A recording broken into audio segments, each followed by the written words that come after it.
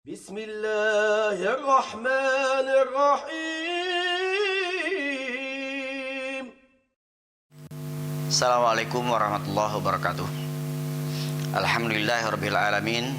Wassalatu wassalamu ala asyrafil anbiya'i wal mursalin wa ala alihi wa sahbihi ajmain. Amma ba'd. Seperti kita ketahui bersama bahwa musibah datang silih berganti, menimpa dan menerpa kehidupan kita, yang sepertinya musibah itu tidak kunjung berhenti.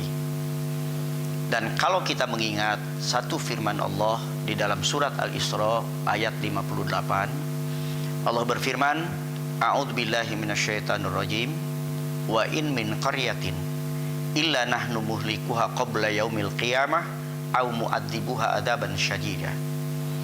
Yang arti di dalam bahasa kitanya, kalau di dalam sebuah kehidupan sudah muncul kemungkaran dan kemaksiatan, maka aku, kata Allah, akan menghancurkan negeri itu sehancur-hancurnya. Atau kalau tidak aku hancurkan negerinya, aku akan datangkan adab bagi penduduk negeri itu. Musibah yang datang silih berganti itu adalah azab. Dan ketika adab itu Allah datangkan, penyebabnya menurut ayat tadi adalah karena kemungkaran dan kemaksiatan yang tumbuh di dalam kehidupan kita. Yang diakui atau tidak, disadari atau tidak, kemungkaran dan kemaksiatan di dalam kehidupan kita bukan hanya sebatas tumbuh dan berkembang, tapi malah ditumbuhkan dan dikembangkan. Kita masih patut bersyukur kepada Allah karena Allah tidak menghancurkan negeri ini sebagaimana disebutkan dalam ayat tadi, tapi Allah hanya mendatangkan adab, yang artinya Allah masih sayang kepada kita, masih ingin memberikan kepada kita untuk melakukan perbaikan-perbaikan dan melakukan perubahan-perubahan dari suasana kehidupan yang ada sekarang kepada kehidupan yang lebih baik. Kata perubahan seringkali didengungkan dan diucapkan oleh orang-orang, apalagi ketika orang itu berpacu untuk meraih satu posisi, selalu membawa isu perubahan.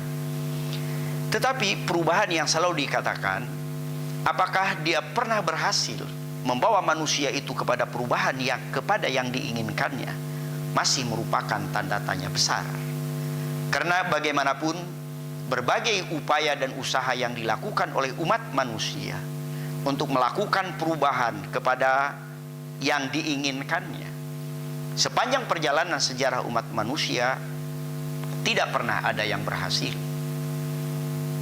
Sosialis misalnya berakhir dengan kehancuran. Kapitalis misalnya juga berada dalam kehancuran. Apapun kemasannya dari yang dua itu, apakah kemudian kita mau menyebutnya sebagai neososialis atau neokapitalis atau neoliberalis, apapun namanya, selama itu adalah ciptaan manusia, tidak akan pernah bisa menyelesaikan persoalan. Satu-satunya yang pernah berhasil melakukan perubahan dari manusia yang bejat kepada manusia yang bermartabat, dari manusia yang hidupnya susah menjadi hidup penuh barokah, ketika gerakan perubahan itu bernama dakwah. Karena itu, solusi untuk membawa manusia kepada perubahan dan perbaikan hidup dan kehidupannya, baik sebagai pribadi, keluarga, maupun dalam konteks kehidupan berbangsa dan bernegara, hanya bisa kalau dia menggunakan dakwah Islamiyah.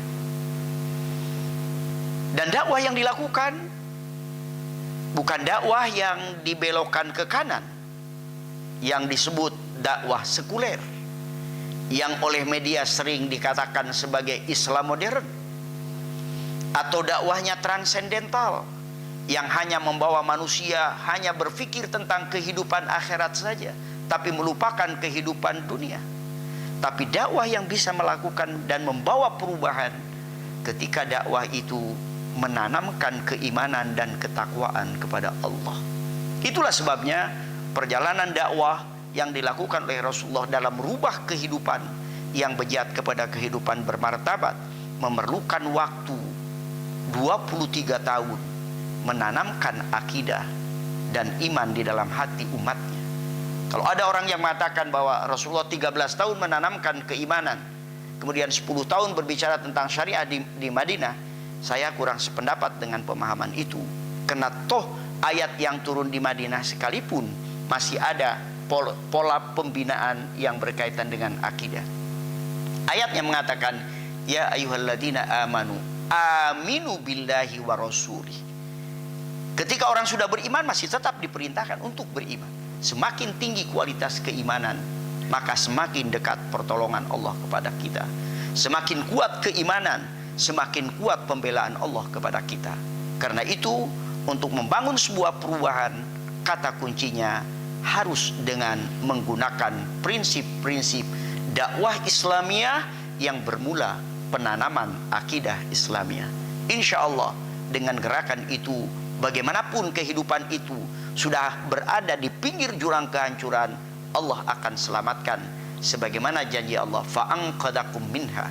Maka Allah akan memberikan gerakan penyelamatan terhadap kehidupan yang bejat itu ketika dakwah itu hidup di dalam kehidupan kita. Mudah-mudahan ini menjadi kesadaran kita bersama dan menjadi amal kita bersama, sehingga dengan demikian perubahan yang kita ucapkan benar-benar perubahan sebagaimana yang kita inginkan. Assalamualaikum warahmatullahi wabarakatuh.